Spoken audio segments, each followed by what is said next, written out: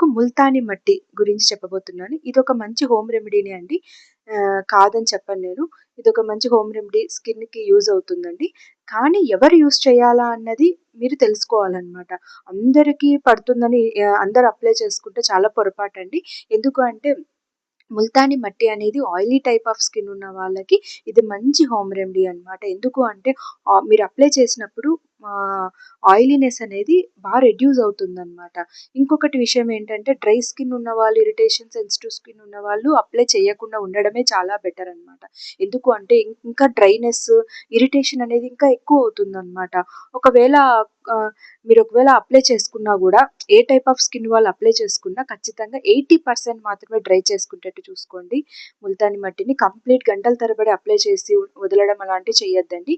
ఇంకోటేంటి అంటే మీరు ఇమ్మీడియేట్‌గా వాష్ చేసుకున్నాంగానే మాయిశ్చరైజర్ అండ్ సన్ స్క్రీన్ అనేది కంపల్సరీ పెట్టుకోండి. మార్నింగ్ అయితే మాయిశ్చరైజర్, సన్ స్క్రీన్.